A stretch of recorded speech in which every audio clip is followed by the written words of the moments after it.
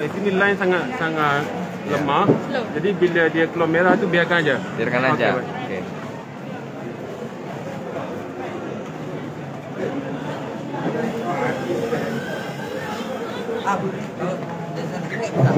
Apanya?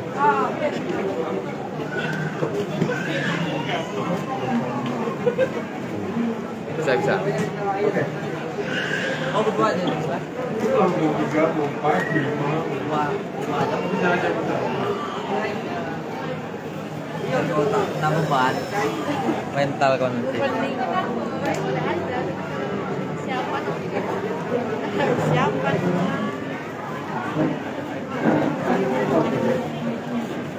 Jadi pada petang ini kita luruskan lagi. Sesi kubu PBKL kita yang ke-17 sama tamu dari Indonesia, Saudara Mufid ya. Pung Mufid. Okey, ya. Ya, sila. Jadi kita sesi akhir untuk hari ini. Yang ke-17 kita ada 3 lagi sesi diskusi untuk esok hari. Buku ada ya, Bu? Ya. Jadi kita tajuk kita pada petang ini adalah meneroka aktivisme literasi Malaysia. Jadi kita lantai ya, di tempat yang sangat jalanan ya. Jalanan. Jadi santai ya. Kursi sudah habis ya. Jadi berdiri aja. Siapa yang lambat berdiri aja. Okey. Jadi saya patutnya ada orang yang menguruskan. Orang menguruskan sudah hilang. Jadi tak apa. Jadi Bung Mufid lihat ya, ini suasana Pesta Buku Indonesia. Ya, bukunya lencam. Saya pun belum pernah pergi lagi ke Pesta Buku Indonesia. Sudah pergi? Dan Pesta Bukunya belum. Jadi saya belum tahu, belum melihat suasana Pesta Buku bagaimana di Indonesia. Kalau di sini campur. Ada kanak-kanak sama. Ya. Di Rio ni ya. Rio. Ada agak pesta nasyid lagu ya. Jadi macam-macam. Ada di depan ni ada orang jual beras, ada impak beras. Jadi dia macam-macam. Dia bukan sekadar pesta buku tapi ragam. Ya.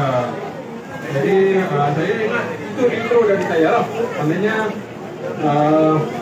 inilah rupa bentuk kalau Pesta Buku di Malaysia ini, antarabangsa ini. Ya. Jadi tanya saya okey aja kerana benar kita mau jadi bangsa besar. Tapi bangsa itu belum besar. Ya. Jadi kita mau betul-betul seperti Pesta Buku Frankfurt dan lain-lain. Tapi masih jauh yang perlu terutama di Malaysia. Indonesia sama hebat. Ya, tapi di Malaysia kami masih jauh. Ya, penterjemahan masih sangat kurang di Indonesia. Jadi banyak lagi yang kena dilakukan. Ya. Jadi kritikan terhadap kritikan perlu, tapi janganlah janganlah dikatakan usaha datang ke Pesta Buku. Jadi maksudnya kerana kita bangsa kecil, bangsa yang hendak menjadi besar. Jadi perlu melakukan banyak kegiatan literasi sebegini. Baik dari yang belum menjadi, belum sempurna sehingga menjadi lebih baik. Jadi saya fikir begitu. Sebab pastilah bangsa yang besar yang sekarang, Jerman, mereka semua melalui proses yang panjang. Ya, bagai-bagai siri, revolusi dan sebagainya. Baru mereka menjadi bangsa yang besar. Jadi sama di Malaysia, di Indonesia, di ASEAN pun begitu. Itu yang saya fikirkanlah. Okey, saya ingat kita hari ini tidak ada moderator. Jadi kita santai saja. Jadi itu mukadimah dulu. Saya serahkan dulu pada Bung terusnya. Bercakap apa tentang tajuk kita pada petang ini, meneroka aktivisme literasi Malaysia Indonesia. Begitu ya? Oke, saya kena kamar. Oke, salam jumpa dengan Bung Ali. Saya Ahmad Mukif dari Afrika Laut Indonesia. Jadi ini kali pertama juga saya hadir di Malaysia menghadiri pesta buku antar bangsa bagaimana undangan yang kita tempoh hari. Jadi ini memang suasananya juga selepas pandemi menjadi salah satu momentum yang bagus dan baik sebenarnya ya Bung ya, untuk literasi kita di Asia khususnya agar kembali bergelora, kembali mendapatkan api semangatnya. Setelah di pandemi mungkin kita banyak berdiam diri melakukan gerakan-gerakan secara virtual. Jadi perjumpaan secara langsung begitu minim kita lakukan. Nah ini menjadi momentum untuk silaturahim. Iya, kita saling jumpa, saling sapa, kemudian kita bisa saling bertukar gagasan. Ya secara umum di Indonesia juga sama memberikan soal literasi itu ya. Tapi ini baru melanjutkan teman-teman dari apa yang kita selalu berlakukan ya. Jadi ada semacam kegelisahan sebenarnya yang dirasakan oleh teman-teman literasi di masing-masing negara tentunya. Seperti yang dibilang oleh Bung Ali tadi kan, ada ya meskipun sudah berjalan semacam ini ada begitu banyak hal yang juga masih perlu diperbaiki, perlu diberikan titik tekan, termasuk perjuangan teman-teman literasi. Kalau yang di Indonesia kan sekarang mulai banyak semacam perpustakaan desa. Jadi ini kan prosesnya berangkat dari bukan masyarakat yang tidak gemar membaca, tapi masyarakat kurang bahan bacaan yang bisa dikonsumsi. Nah kemudian berangkat dari itu baik dari pemerintah ataupun instansi kelompok-kelompok mandiri kemudian melakukan giat literasi, semangat literasi, kemudian mencoba menghadirkan bahan bacaan karena menyadari sebenarnya bangsa Indonesia juga atau mungkin Malaysia bukanlah bangsa yang tidak bisa membaca, tapi tidak ada bangsa yang membaca. Jadi maka kemudian kita menyiapkan bahan untuk dibaca. Nah mungkin dari situ dulu saya Bung. Saya juga ingin mendengar cerita dari Bung Ali bagaimana kehidupan literasi di Malaysia gitu Bung.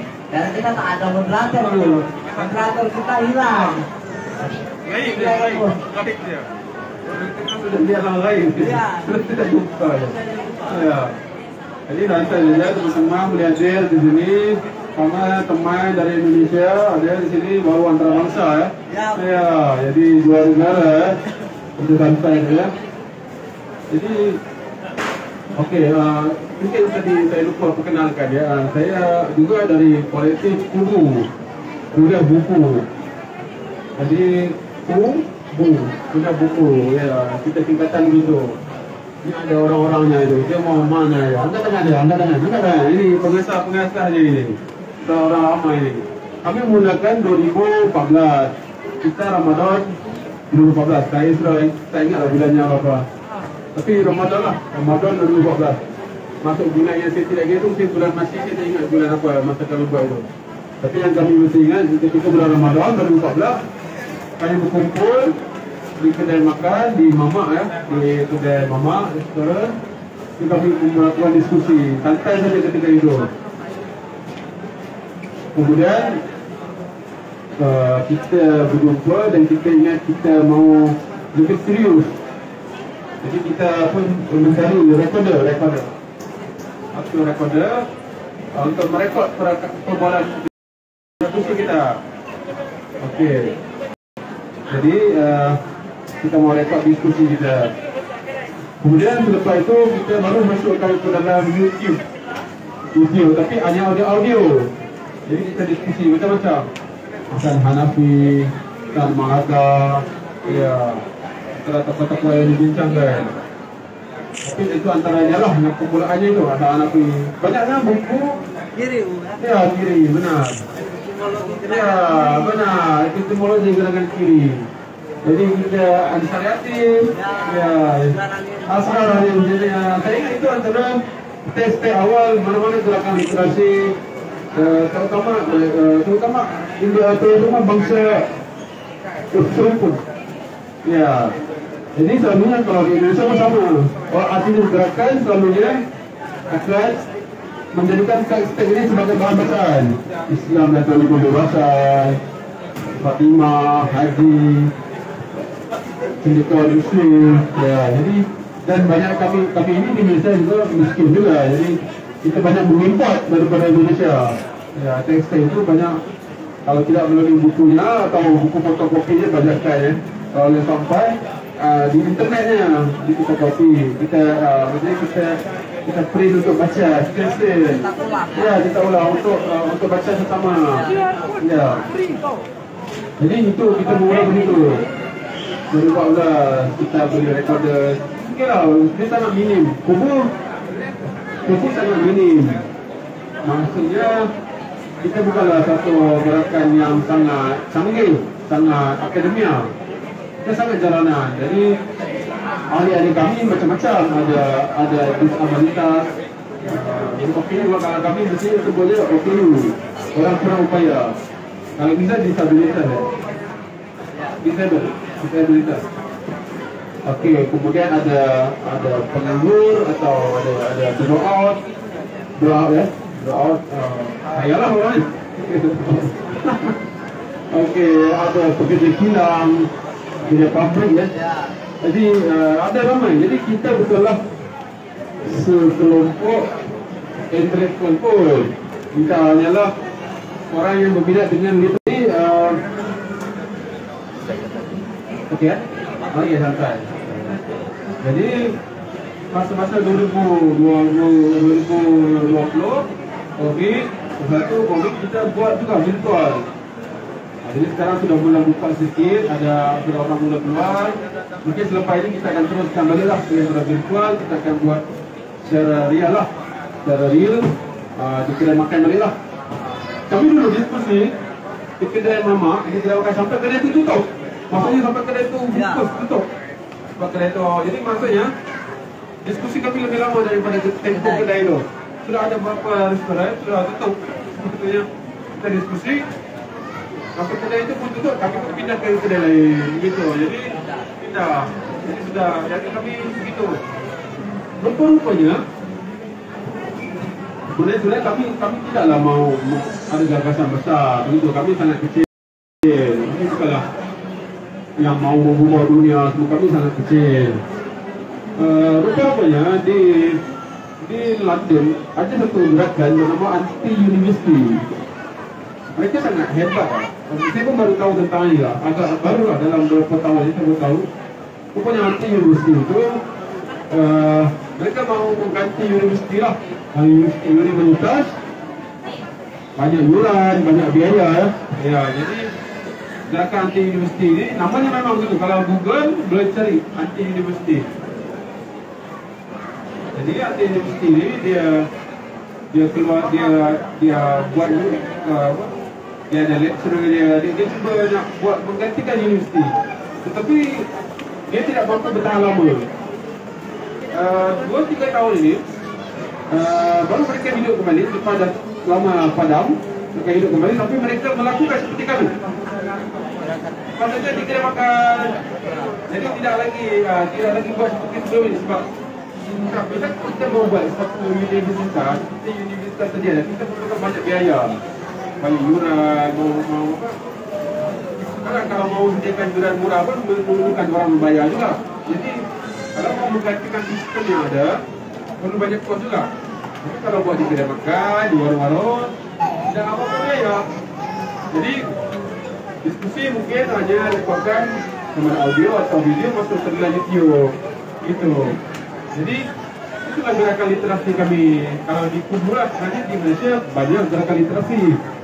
Ada yang kalau saya pernah dengar di Indonesia ada perpustakaan keliling ya. Ya. Di Malaysia ada begitu, tapi namanya buku jalanan. Buku jalanan mana-mana tempat atau di taman mereka akan membawa buku-buku mereka, mengumpulkan sama kolektif mereka. Kemudian mereka duduk di situ dan di taman, jadi kawan-kawan ramai akan datang. Ya, begitu. Banyak dikerja semuanya. Perjalanan ini dia tidak macam bersistem gitu. Maknanya kalau mau buat, kalau tak mau buat tak buat. Jadi ada buku perjalanan yang masih hidup, ada buku perjalanan yang sudah tutup. Tapi kalau di kubu ini agak disiplin ya. Dulu kami ada yuran. Sama ada banyak yuran. Kok banyak yuran? Ya kita ini speaker yang kamu kenalin, inilah hasil yuran kami. Nah, ketika pengeras suara ini hasil yuran yang kami kutip itu. Jadi maknanya ada perbezaan, kami lebih struktur, yaitu kami ada yuran. Semua ahli kena bentang, kena bercakap. Macam hari ini katakan saya bercakap, besok kawan itu bercakap. Begitu. Walaupun maksudnya kita nak melatih bahawa semua orang ini dia ada kepahaman dia. Dia baca dia faham. Jadi kepahaman bukan otoritas satu pihak sahaja. Bukan guru saja faham. Jadi kita baca, kita faham, dan kalau dia salah faham sekalipun, ada kan boleh bertegur kan? Ada teman bertegur. Jadi itu gerakan literasi kecil-kecilan yang kami lakukan. Mungkin boleh mau sambung, tambah. Oke, aku lanjut ya Bu. Jadi sedikit juga memperkenalkan klasika. Klasika ini juga akronim dari kelompok studi kader. Jadi tempat belajarnya para kader. Jadi kalau bahasa artinya klasikal itu diambil dari kata klasika, yang berarti ruang berkumpul bersama, ruang belajar bersama. Nah, klasika ini hadir atau didirikan oleh Bang Kepri Seroma Huta Barat. Nah, ini lahir merespon kondisi sosiokultural di Lampung khususnya. Bagaimana kemudian pendidikan formal dalam hal ini kan juga tidak memberikan segenap informasi yang mencukupi pada individu-individu di masyarakat. Maka lahirlah klasika sebagai pendidikan alternatif. Nah, metode belajarnya sama, kami juga menggunakan metode dialog. Jadi kenapa dialog diambil? Karena kan kita mungkin sama-sama menjumpai bagaimana pendidikan formal kita sangat minim di terciptanya ruang dialog kan Bun. Jadi seperti yang kata Bun tadi, otoritas kebenaran hanya pada satu pihak. Jadi tidak ada bantahan, tidak ada sandahan. Kalau kita mau pakai polytrum, mungkin kan pendidikan gaya bank yang ada di pendidikan formal. Maka lahirlah klasika. Nah, jadi klasika sama juga memulai gerakannya melalui apa yang sangat mungkin dan bisa dilakukan. Gitu. Jadi kita membuat forum-forum dialog, forum-forum diskusi gitu bersama 10 sampai 5 sampai 10 orang gitu secara intensif gitu, agar kemudian bisa berkesinambungan. Nah, dalam pandangan teman-teman klasika, sejauh pandangan hari ini, memang sudah banyak sebenarnya gerakan literasi yang dilakukan khususnya di Indonesia, apalagi di Lampung ya. Sebab sekarang sudah semakin banyak menurut kami. Namun ada semacam catat epistemologi. Yang dimaksud catat epistemologi ini adalah bagaimana gerakan literasi itu tidak lahir untuk merespon kondisi sosiokultural, kondisi sosial. Jadi gerakan literasi yang lahir sebentuk semacam tindakan yang positivistik. Jadi dia hanya formalitas belaka gitu. Nah, ini masih banyak di Indonesia, itu masih banyak. Walaupun demikian itu tidak menjadi masalah sebenarnya. Paling tidak mereka sudah berupaya juga kan untuk menjumpai masyarakat gitu. Nah, pembacaan kita terhadap gerakan literasi yang mungkin hanya terjebak pada situasi yang positivistik tersebut, pada situasi yang formal dan simbolistik, maka kan akan susah sekali untuk mendapatkan spirit api perjuangan. Kalau kami kan sudah melihat bahwa gerakan literasi itu tidak bebas nilai. Dia harus ada nilai juga yang diperjuangkan. Bisa juga nilai kemanusiaan, nilai kesejahteraan, nilai keadilan, dan nilai-nilai yang lain. Jadi dia tidak pernah bebas nilai. Nah, teman-teman banyaknya hanya dia sebatas yang formalitas aja gitu. Selain itu, kalau di Indonesia itu gerakan literasi masih mencoba mengupayakan gerakan gemar membaca belum terampil menulis. Padahal salah satu hal yang paling penting dan menjadi suatu yang menarik dari gerakan literasi itu kan bagaimana kita bisa gemar membaca kemudian terampil menulis kan. Saya lihat beberapa konten kuliah buku misalnya juga melakukan percetakan ya Bu ya, ada buku-buku gitu, wacana-wacana yang sebenarnya tidak diciptakan oleh para penerbit yang pro pemerintah katakanlah gitu, yang pro kekuasaan. Nah wacana-wacana ini kan menjadi penting juga. Nah wacana itu kan perlu diciptakan, karya perlu diciptakan, maka perlu menulis. Nah gerakan menulis itu yang Asia ini bisa jadi juga Asia ya Bung ya, teman-teman Asia yang memiliki kesadaran sosio-kultural ini belum beranjak dari gerakan membaca menuju gerakan menulis. Nah harapan teman-teman kelasnya sebenarnya di kemudian hari kita tetap bisa merawat jejaring ini, merawat silaturahim ini, kemudian bisa membuat semacam tulisan karya bersama gitu sebagai wujud perjuangan yang bisa kita lakukan gitu. Memang kita harus belajar dari hal kecil seperti yang dibilang Bung Ali tadi, tapi saya yakin juga Bung Ali sudah cita-cita besar terhadap bangsa ini, terhadap negara ini, apalagi terhadap masyarakat yang terpinggirkan khususnya. Bung Ali pasti juga punya cita-cita yang besar untuk melakukan transformasi gerakan. Nah, itu yang menurutku menjadi titik tekan teman-teman yang perlu dibincang, bagaimana kemudian menaikkan level, dia naik level dia Bu. Jadi dari gerakan gemar membaca menjadi gerakan terampil menulis. Gitu Bu, mungkin bisa direspon Bu. Sama, saya ingat kalau di sini pun begitu.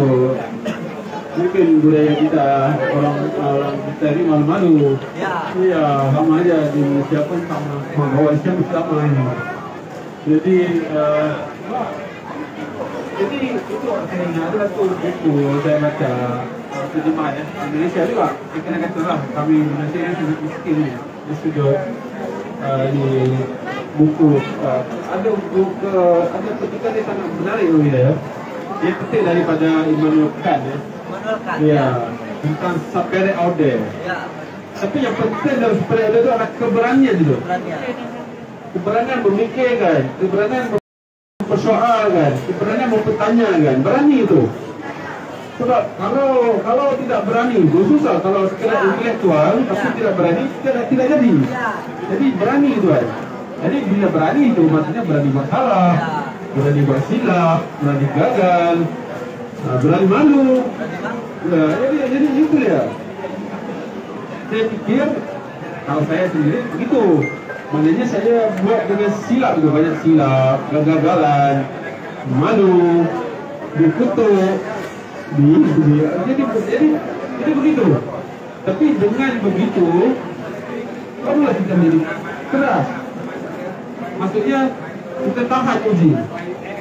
Ya, jadi itu yang semangat yang saya cuba terapkan kepada kawan-kawan, kepada teman-teman di sini. Cuba buat, berani bercakap, berani membentangkan, berani menjadi speaker. Ya, jika tidak selama-lamanya kebenaran itu hanya dicakapkan oleh sebelah pihak, hanya otoritas saja bercakap. Jadi tapi ini masih usaha yang panjang. Jadi ada teman-teman saya, kawan-kawan, macam kami di buku. Tapi kalau macam kita mau mencetak, kita dalam penerbitan saya yang buat, tapi namanya Republik Buku. Ini logonya. Nampak Republik Buku. Ini logonya. Kuliah buku ada sudah tengok logonya, dia jadi kawan ya. Maafkan saya tadi itu yang benar. Benar. Itu logo. Dia macam satu kawan. Ya, sebab kita buat di Mamak kan, di kedai makan. Kopi. Ya, betul. Kalau kami tempat kopi. Ya, tapi kalau di Malaysia ini kedai kopinya kedai kopi mahal. Tapi jadi kita buat di Mamak aja. Mamak itu makanan matin, makanan rakyat bawahan. Jadi walaupun nampak macam kios kopi, tapi kalau macam di Malaysia ini kalau kopinya macam warung-warung mewah, warung-warung mahal itu. Starbucks itu kan. Jadi kedai kopi yang harga rakyat bawah ini saya fikir di Mamak aja. Okay. Jadi ini saya buat. Tapi kalau macam ada kawan-kawan lain buat macam ini agak anarkis sedikit. Namanya Cukong. Ini punya logo. Cukong Pride. Ini logo. Jadi kawan-kawan dia macam-macam cara mereka melakukan apa yang mereka faham. Ada yang menulis dengan kami, ada juga dengan kawan-kawan yang anarkis. Ada lagi yang membuat zin. ZINE. Apa panggil di Indonesia? Tempel gitu. Apa ya? Kalau di Indonesia panggilnya design. ZINE. Macam pamphlet je. Macam pamphlet. Tapi kita tidak ada contoh di sini sekarang. Nanti boleh cari ya di sini. Jadi tapi design itu pun agak anarkis. Jadi dia tidak semestinya buku. Jadi orang menulis dengan design itu. Dia agak hard sikit. Dia agak hard sikit. Jadi ada yang tulis dengan kami, ada dengan kawan, ada yang tulis design. Jadi itu antara usaha untuk menulis. Maknanya tidak mestinya menulis buku, tapi dia tulis satu karangan, esei, satu rencana, satu artikel, di situ. Ataupun okey. Ini daripada satu dari kolektif lain lah, bukan saya, tapi dia buat puisi. Ya, puisi. Jadi macam-macam caranya tulis. Jadi kita galakkan. Ada kawan yang mau tulis novel, kalau yang mau tulis esei, puisi, yang mau tulis serius. Ada juga yang jadi macam-macam caranya. Ya. Cuma menjadi penulis ini sebenarnya susah juga. Ya, tidak semua orang akan menjadi penulis. Dulu saya pernah ikut bengkel penulisan. Maksudnya di Malaysia ini MPR. Kalau maksudnya minggu penulis remaja. Dalam satu minggu dalam 20 orang akan datang ke bengkel. Tapi saya ingat hari ini, saya ingat dalam yang hadir bengkel itu tidak semua orang penulis. Ada yang sudah berkawan, sudah tak menulis lagi. Ada yang masih menulis, ada yang sudah bekerja dah tak menulis. Jadi menulis itu bukan satu kerja yang senang. Walaupun pada hari itu, pada hari bengkel itu dia telah menulis, tapi belum tentu 10 tahun kemudian dia akan jadi penulis kan? Kalau penulis ini kerja yang susah, yang perlu berfikir. Penulis juga harus berfikir, memikirkan masalah masyarakat, itu penulis. Jadi penulis ini macam satu kerja juga sebenarnya. Bukan satu benda yang memang semua orang boleh tulis di sosial media, di Facebook kan. Tapi bukan semua orang akan menulis secara konsisten itu untuk benar-benar menjadi penulis. Jadi susah sebab penulis memerlukan fikiran. Mau fikiran kena baca. Ya, jadi apa yang kami buat kecil-kecilan ini masih kecilan. Saya fikir di Jakarta berapa juta orang masuk agak saudara. Berapa juta orang di Jakarta. Saya pernah baca katanya di Jakarta ada 30 juta orang. Kalau saya boleh betulkan ya. Kalau di Jakarta ada 30 juta orang, masa Malaysia ada 30 juta orang. Jadi kalau Indonesia 30 juta orang, maksudnya Malaysia ini dalam tayu. Ya, gitu. Jadi penulisan betul kita mau yang terampil, tapi pastilah dia perlu konsisten dulu. Udah lama masa. Ya dia jadi ini masih usaha yang masih dilakukan. Kita pun mau kawan-kawan bukan sekadar mendengar, membaca juga dia mau menulis, mau menerangkan apa kepahaman dia. Tapi ini proses panjang. Ya ini proses panjang. Mungkin kalau mau tambah atau komen. Iya, betul Bung Ali. Jadi memang untuk menuju terampil menulis itu juga perlu dilakukan semacam treatment, ya kebiasaan agar dia menjadi terbiasa gitu kan, sehingga dia menjadi terampil. Karena memang menulis juga ada keilmuannya tersendiri yang juga tidak mudah dilakukan oleh banyak orang. Ya, tapi paling tidak kan gerakan literasi juga harus mulai bangkit ke ranah seperti itu. Nah, apa yang dilakukan oleh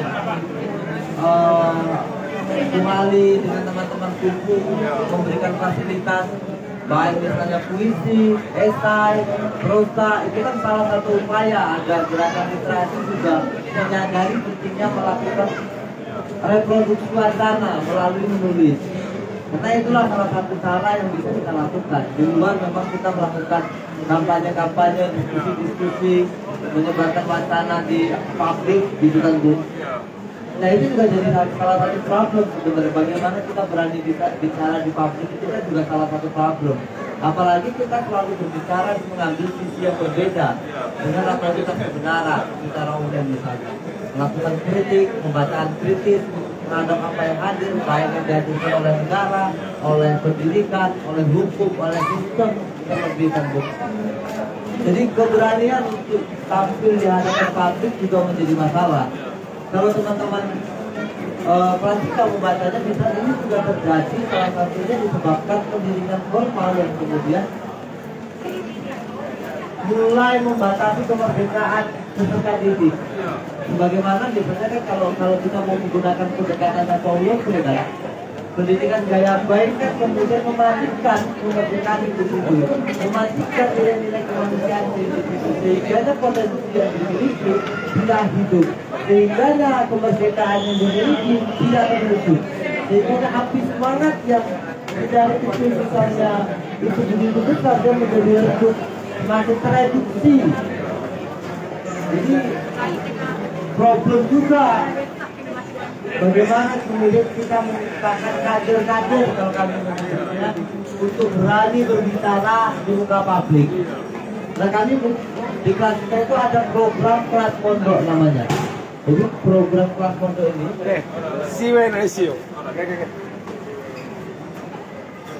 belajar membaca, menulis dan berdiskusi menetap selama 40 hari itu di kelas kita.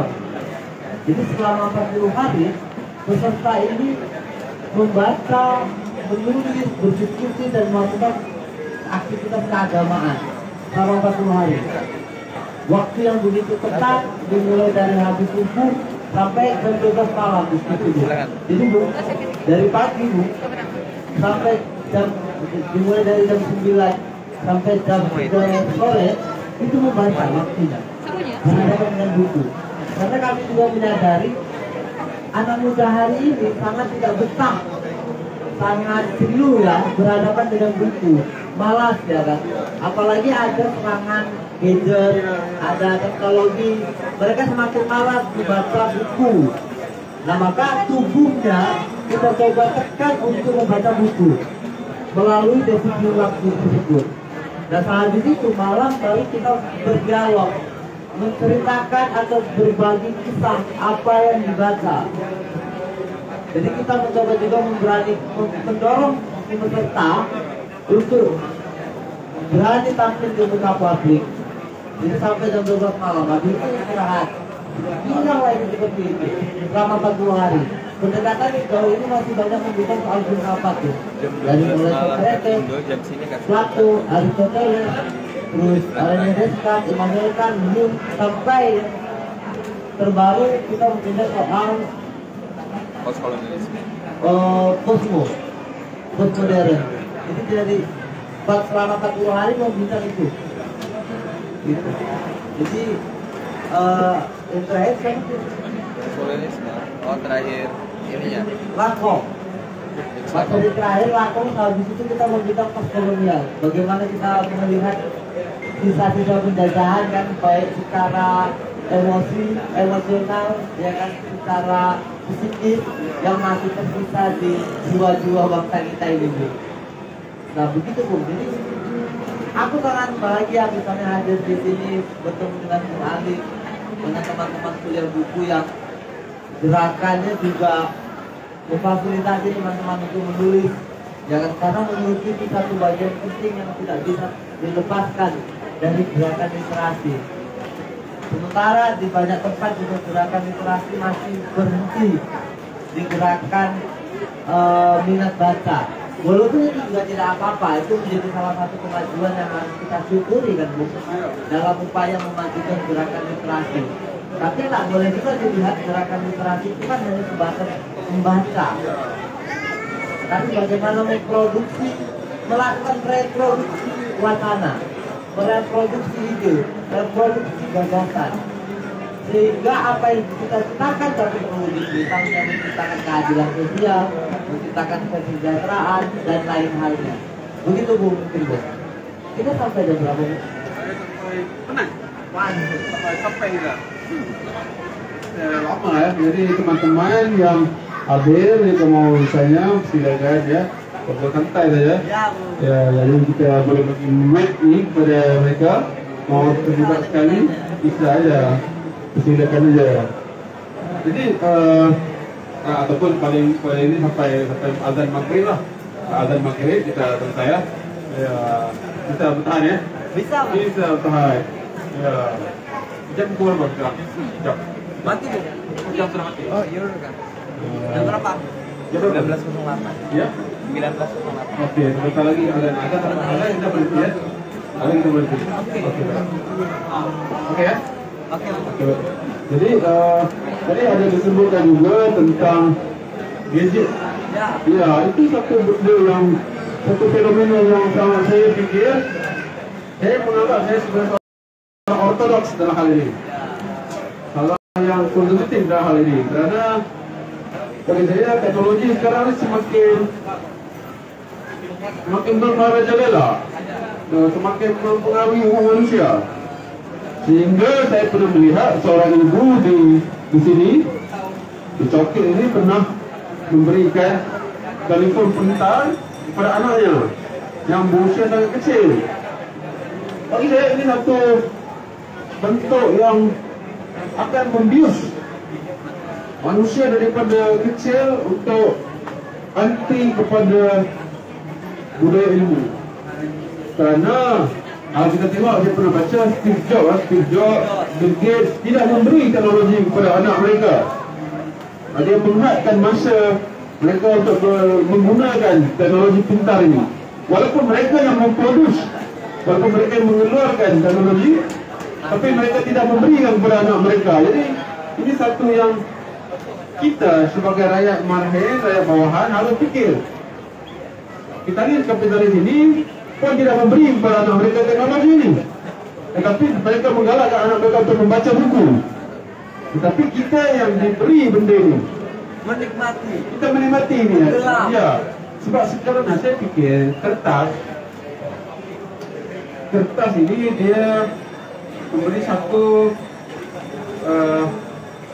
pengalaman membaca yang tenang. Jadi bila kita membaca dengan tenang, baru kita boleh memikirkan satu isi demi satu isi yang dituliskan oleh pengarang. Sebenarnya jika dalam teknologi smartphone, social media, Instagram, kita tidak dapat membaca dengan baik.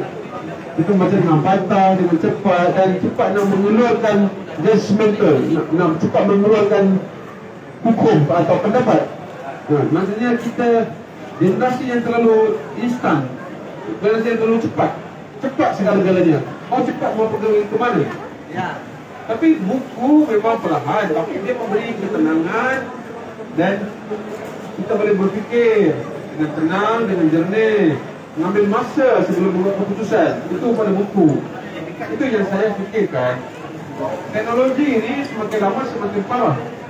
Kalau dulunya Okey, dari sudut umur saya lebih tua sedikit daripada Mufid. Jadi pada saya hanya ada telefon bimbit, telefon ini, telefon bukan telefon ini sangat canggih ni. Dulu ada telefon Nokia itu pada usia saya ingat 18 tahun baru saya pernah pegang dulu. Sekarang anak-anak sekarang dalam usia yang sangat muda memegang telefon pintar itu. Smartphone itu. Adakah itu baik untuk dia? Kemudian ada baru ni saya pernah berjumpa dengan kawan dalam satu kamera. Dia mengatakan dengan telefon pintar ni manusia hanya menggunakan 2 jari saja. Sedangkan kita ada 5 jari, 5 jari dalam tangan. Jadi kemahiran ini sudah tidak dipraktiskan lagi. Jadi kemahiran yang kita gunakan sekarang untuk anak-anak hanya begini. Hanya 2 jari ini saja digunakan. Ini sebenarnya akan mencacatkan kita. Suatu hari nanti, saya fikir akan ada kajian dilakukan nanti. Tapi sekarang ini kemahiran ini saja yang ada. Jadi kalau kita bermain game, hanya ini saja pakainya. Kita tidak menggunakan semua jari. Sebenarnya itu akan problem kita nanti. Dia bergantung, dia berkait dengan banyak hal. Bila banyak benda kita tidak gunakan, dia sebenarnya akan lebih mencacatkan kita nanti. Inilah paradoks dari teknologi kita. Dia membuat kita makin lemah, makin malas, makin sudah tidak berfikir lagi. Ini yang saya bawa, walaupun telefon itu pintar, penggunanya belum tentu pintar. Dan sebaliknya telefon pintar dengan teknologi AI, tapi manusia makin dibodohi. Itu yang saya lihat. Mungkin mau ada komentar tentang hal ini berdasarkan pengamatan atau pembacaanmu. Ya, sedikit dahulu ya. Jadi memang saya juga punya pandangan bahwa pengetahuan harus bertanggung jawab terhadap segala kekisruhan ini. Maksud saya begini, hadirnya teknologi juga kan buah dari pengetahuan yang dilakukan, yang dihasilkan oleh manusia. Bagaimana kemudian kita sebagai kelompok-kelompok alternatif, kelompok-kelompok marginal misalnya berpinggirkan, melakukan counter, melakukan upaya pertanggungjawaban tersebut. Bagaimana kemudian pengetahuan bisa bertanggung jawab untuk merawat nilai kemanusiaan, memberikan kesadaran kolektif terhadap diri individu, terhadap manusia itu sendiri. Nah, kalau kita melihat di Indonesia, Bu, jadi fenomena hashtag itu lebih bisa mempengaruhi kebenaran seseorang ketimbang fakta yang dihadirkan. Jadi begitu banyak peristiwa-peristiwa yang terjadi, baik bahkan sampai terjadi pertumpahan darah, itu disebabkan karena kesalahpahaman dalam melakukan analisa di media. Jadi memang begitu membahayakan. Kalau kita mau pakai botrilan, mungkin kan simulakranya bermain. Bagaimana kemudian simulasi-simulasi terus diciptakan sehingga kita terjebak pada akhirnya kita bingung membedakan mana yang benar, yang di media sosial kah atau yang di realitas. Kebenaran yang benar itu yang mana? Yang aku baca di WA atau yang aku baca di Twitter atau yang aku sukai di kehidupan sosial. Nah memang sangat kompleks, Bu, kalau kita mau membedah problem ini. Tapi saya sangat bersyukur bertemu dengan Bu Ali, memulai gerakan tidak dari hal yang begitu besar, tapi dari mulai hal-hal yang kecil. Karena, Bu, banyak juga teman-teman literasi yang ketemu, mereka coba melakukan hal-hal besar, tapi hal kecil dia luput. Ini kan kalau mau jujur sangat sulit. Kita mau tiba-tiba berusaha menjadi Superman, Iron Man atau Nesca gitu kan terhadap problem kompleks yang begitu kompleks ini. Nah teman-temanku bukan pada tidak sudah melakukan hal-hal yang dekat, yang mungkin bisa dilakukan gitu. Sehingga wacana yang dibilang tadi, misalnya mengembalikan buku sebagai sumber primer pengetahuan itu bisa dilakukan. Karena hari ini kan buku sudah kehilangan maknanya juga. dia hanya sebagai alat selfie. Kalau di Indonesia kan jadi selfie dia. Beli buku bukan yang penting paham isinya, tapi tak yang penting selfie. Dengan selfie kita bisa diakui menjadi pintar. Nah ini kan yang problem juga, dilematis kan. Nah kita harus mengembalikan bahwa bukan hanya berhenti di situ gerakan membaca dari buku, membeli buku. Jadi bukan hanya sekedar aksesori, bukan hanya peristiwa eksistensial, tapi peristiwa intelektual yang harus kita sadari. Dan itu menjangkiti juga remaja-remaja kita. Bisa jadi juga di Malaysia, di Indonesia seperti itu. Jadi buku hanya dilihat sebagai benda mati yang tak punya kehidupan, yang tak punya spirit, yang tak punya api perjuangan yang bisa kita ambil apinya, semangatnya, lalu kita lakukan, kita aktualisasi dalam kehidupan bermasyarakat. Itu begitu ya. Ya, saya setuju aja apa yang Bung Mufid katakan. Kita dapat tahan lagi. Kenapa yang setuju? Setuju. Cumanya saya pikir begini ya, saya pikir sekarang ini banyak istilah ya, istilah. Saya pun terlalu banyak istilah di video file, macam-macam istilah ya. Jadi ini ada lagi penerbit juga menjadi alternatif. Tapi di mana ada mungkin, oh begini sudah di depan ya. Tapi begitulah, maknanya saya pikir kita tidak dapat menghalang ya. Ada orang mau selfie, dengan bukunya, mau membeli gambar, mau membeli tak baca. Dia kan. Jadi kita tidak dapat menghalangnya itu ya.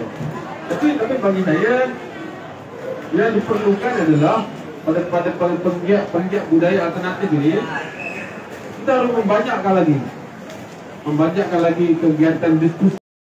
Maknanya bukan semata jual buku, tapi ada diskusinya. Bukan sekadar membeli, tapi hadir diskusinya, mendengar. Pasti ada kelompok yang mau berubah, ada kelompok yang dia tidak mau berubah, pasti ada. Tapi usaha ini perlu terus. Karena saya pikir kami bukanlah pemulanya. Saya pikir sebelum kami sudah ada orang yang memulakannya. Cuma mungkin zaman sosial media ini dan atau keaktifan. Ada kelompok yang sudah tidak aktif. Jadi bila dia tidak aktif, dia menyerahkan dalam pengertian analogi ya. Dia menyerahkan baton kepada kami untuk bergerak pula. Nah begitu. Jadi mungkin satu hari nanti kami sudah tidak aktif. Orang lain pula yang meneruskan. Jadi begitu. Maknanya setiap kelompok cuma melakukan kegiatan bukan sekadar jual beli saja. Tapi ada pendidikan, edukasi, ada literasinya. Jadi begitu. Jadi kita saya pun tidak suka juga orang sekadar beli buku. Tapi tahun depan beli lagi, tahun sekali lagi beli lagi, tapi tidak apa perubahan pun. Jadi buku buat apa kan? Tapi maksudnya akan ada orang begitu. Tapi dalam masa yang sama kelompok penggiat literasi seperti penerbit, kenapa dulu dia belum modal ya? Tapi adakah dia sekadar mau menjual? Adakah tidak ada langsung pikiran untuk nak mencerahkan? Jadi kalau penerbit ada pikiran mau mencerahkan, apatah lagi jika penerbit itu golongan aktivis literasi, maka dia harus memiliki lebih. Saya ingat di Indonesia pun saya ingat kelompok penerbitnya adalah kelompok aktivis seperti saya pernah dengar Diva Press, Mizan, ini kelompok aktivis. Ya, mereka ini kelompok aktivis yang kemudian menjadi penerbit. Saya pernah sampai, saya ingat satu lagi, saya tak pasti dia sudah jadi penerbit atau sekadar penjual, berdikari. Ya, saya tak pasti dia penerbit atau sekadar penjual saja. Saya tak penerbit. Belum. Oh, okey. Satu lagi Pataba Press. Ya. Pataba Press, adik Pram ya. Ya, dia pun mereka pun kelompok aktivis ya. Ya, dan sangat terkenal dan jadi mereka jadi penerbit buku-buku pramodel keluarga tu ya. Jadi saya pikir dia bukanlah sekadar penerbit tapi kita tidak dapat menghalang macam mereka mau sekadar jual buku, kita tak boleh buat apa ya. Kita tidak dapat menstopnya. Jadi biarkan saja mereka. Tapi kelompok aktivis ini yang harus bergiat lebih. Mengadakan diskusi, kurang-kurang sebulan sekali.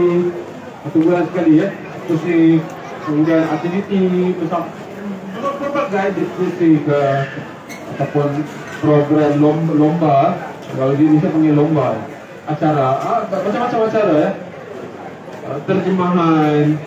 Jadi barulah buku itu didialogkan. Ya. Jadi bukanlah sekadar buku yang mati seperti yang disebut oleh saudara Mufid tadi. Jadi saya fikir begitu. Kita tidak dapat menghalang orang lain, biarkan mereka, tapi yang lainnya yang ada pikiran harus lebih daripada itu. Jadi jika ada kedai buku ke atau apa, maknanya menjadikan tempat mereka ini adalah tempat kegiatan diskusi. Ya, jika ada ruang, dia buat diskusi. Jadi tak ada masalah lah jika dia mau jualnya, kerana mau dapat duit untuk pusing beli buku kan. Dia mau cetak buku, tapi yang pastinya bukanlah kegiatan aktivis buku ini yang terlibat dalam kegiatan penerbitan, penjualan buku, bukan sekadar jual beli buku, tapi harus lebih daripada itu. Berfikir untuk nasib bangsa, perubahan, climate change, dan banyak macam lagi isu. Jadi itu saya fikir begitu. Mungkin Bung ada tambahan? Oke Bu, mungkin ini juga terakhir lah ya Bu, karena sebentar lagi kita mau masuk kan Bu. Ya, benar. Kita perlu siap-siap. Ya, ya. Saya sepakat bahwa mungkin kita tidak bisa mencegah orang untuk membeli buku kemudian hanya untuk selfie. Saya sepakat, maka yang mungkin kita lakukan adalah kemudian merawat jaringan intelektual kita, merawat silaturahim sesama penggiat literasi kan Bu, agar kemudian api semangatnya tetap hidup, kemudian lingkar pengaruhnya semakin melebar, lingkar koneksinya, lingkar silaturahimnya semakin lebar, maka cita-cita yang ideal yang juga tetap harus menjadi tujuan itu semakin mudah untuk dicapai. Nah, tapi paling tidak kita harus memulai dari langkah-langkah kecil yang Bung Ali sejak awal bilang bahwa teman-teman tubuh mulai dari kedai mama, salah satu ruang misalnya menjadi forum terciptanya kuliah buku. Jadi memang saya juga meyakini bahwa revolusi juga lahir dari kantong-kantong kecil. Dia tidak serta-merta dari kantong yang besar. Maka api-api kecil ini di masing-masing tempat harus tetap dijaga semangatnya kan. Termasuk kami di Lampung misalnya, yang punya juga merasa punya tanggung jawab memberikan kesadaran, pemahaman sosial agar pemuda lah khususnya juga tidak abai terhadap situasi sosial, tidak cuek, dia kan tidak cuek dengan apa yang ada. Jadi mereka mau juga bertanggung jawab terhadap problem yang hadir. Jadi memang ini bukan pekerjaan yang mudah, yang susah, tapi saya rasa juga kita bisa mulai dari hal-hal kecil Bu. Mungkin itu Bu. Ingat kesimpulan buku itu adalah kesimpulan saya juga. Jadi tidak ditambah-tambah lagi. Abang sudah berdiri, jadi saya ingat yang itu dulu. Kita jumpa lagi pada pertemuan yang lain. Terima kasih. Kita beri tepukan kepada teman-teman semua. Okay. Kita sampai jumpa lagi di sesi yang akan datang. Sekian sahaja pada sesi pada petang ini. Assalamualaikum warahmatullahi wabarakatuh.